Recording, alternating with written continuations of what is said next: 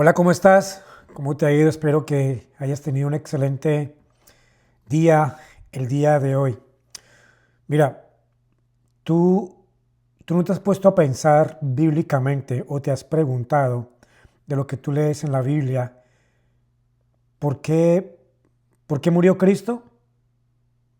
¿No lo has pensado alguna vez? Bueno, yo sí lo he pensado. Yo sí lo he pensado muchas veces y he escudriñado la palabra, he escudriñado la Biblia. He escuchado predicadores, pastores, conferencistas, leído libros y bueno, llegué a una conclusión que quiero contarte el día de hoy. Mira, ¿por qué murió Cristo? Hay una manera teológica para explicarlo. No fue por accidente ni por compasión humana.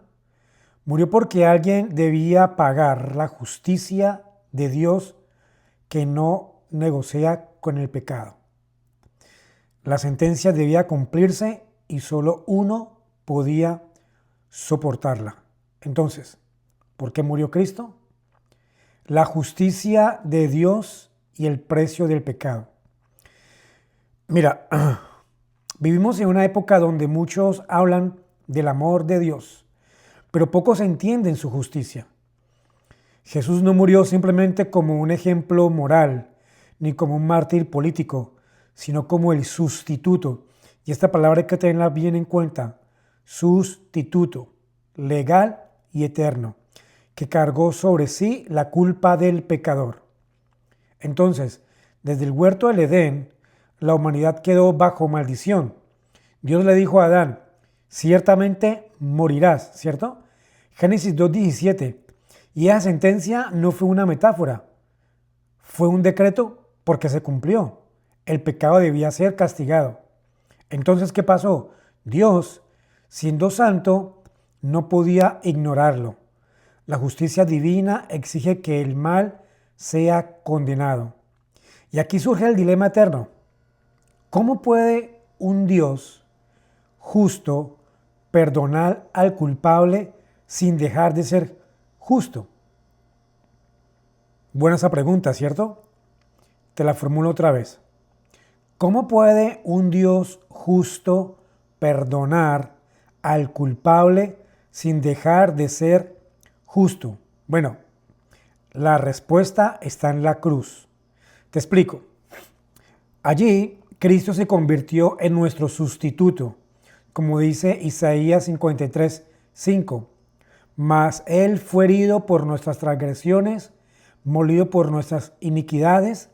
El castigo de nuestra paz fue sobre Él, y por sus heridas fuimos nosotros curados. Ahora, la explicación sustitutoria, ¿cuál es? Jesús murió en lugar del pecador, en mi lugar y en tu lugar. El santo tomó el lugar del impío.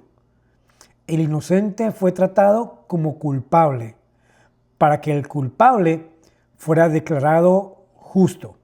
Entonces, en Romanos 3, del 25 al 26, explica, dice que puso a Cristo como propiciación por su sangre para manifestar su justicia. En otras palabras quiere decir que la cruz no solo revela el amor de Dios, sino también su integridad moral. Entonces quiere decir que la justicia fue satisfecha y la ira fue apaciguada. O sea, el precio se pagó, el precio ya fue pagado. Entonces, mira esto, el teólogo Anselmo lo llamó la teoría de la satisfacción. ¿Qué es esto? El hombre ofendió a un Dios infinito. Por tanto, la deuda era infinita. ¿Qué ocurre? Entonces que ningún hombre podía pagarla, empezando que somos mortales. Solo Dios mismo, encarnado en Cristo, podía ofrecer un sacrificio digno que restaura el honor divino y reconcilia al hombre con su creador. ¿Cierto? Entonces, claro, eso se llama el sustituto perfecto. ¿Que quién es? Es Cristo. Entonces, Escucha bien, mira, ponle cuidado. Jesús no murió por compasión, sino por decreto. Él dijo, yo pongo mi vida por las ovejas, ¿cierto? Eso está en Juan 10, 17. O sea que nadie se la va a quitar, que Él mismo la pone. Entonces, ¿qué ocurre? Fue un acto voluntario, soberano y eterno. O sea, allí el Cordero de Dios absorbió la ira del Padre, no por lo que Él hizo, sino por lo que nosotros hicimos. Fue la transferencia divina, nuestro pecado sobre Él y su justicia sobre nosotros. Hubo una transferencia.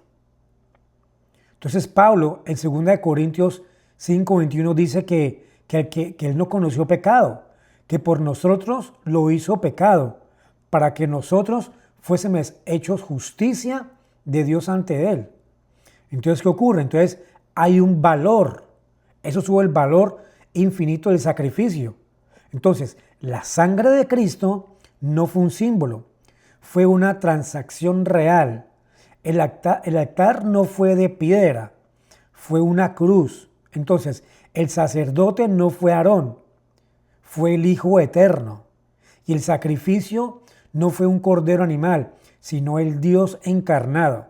Entonces, ¿qué ocurre? Entonces, en Hebreos 9:26 dice esto: se presentó una vez para siempre por el sacrificio de sí mismo para quitar de en medio el pecado.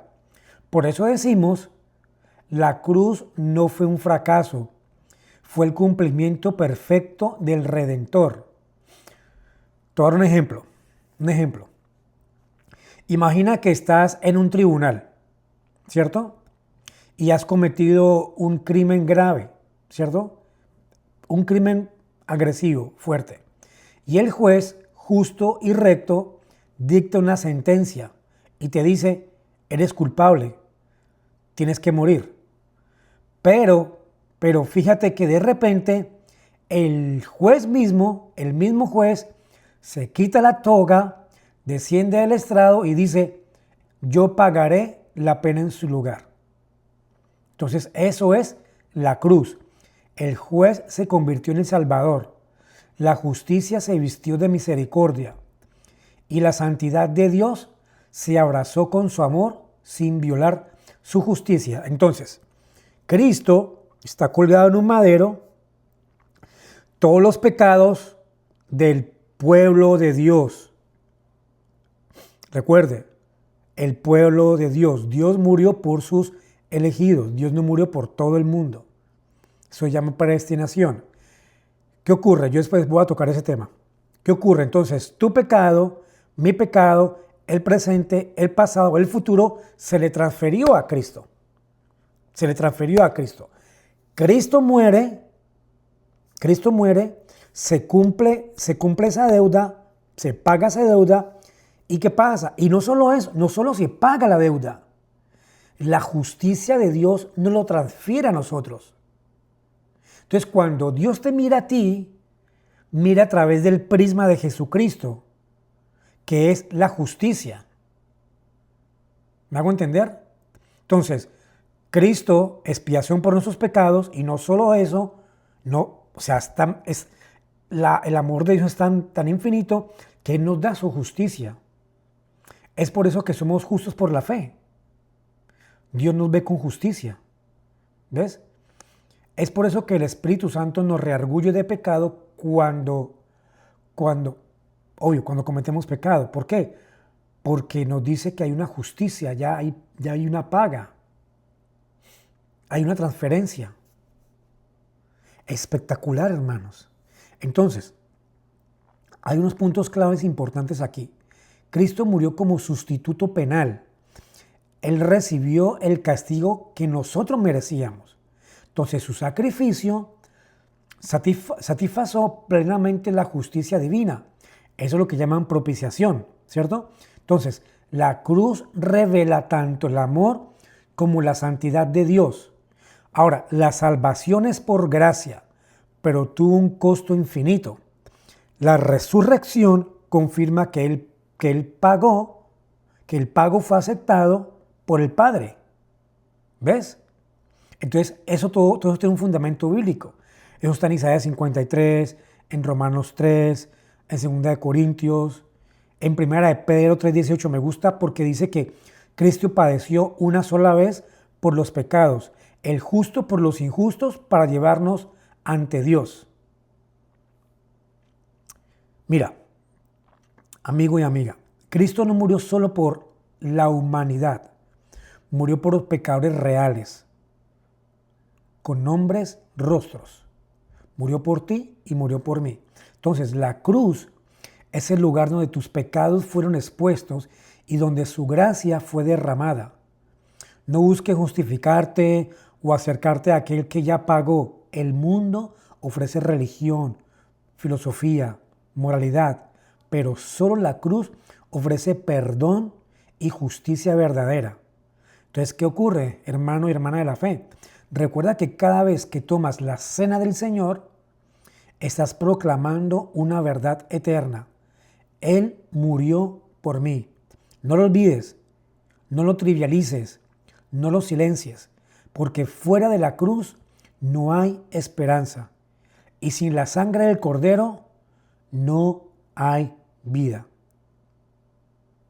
Quiero dejarte con esto. Cristo no murió para hacerte sentir mejor, sino para reconciliarte con un Dios que era tu enemigo. Y eso es amor verdadero. Dios te bendiga. Bye bye.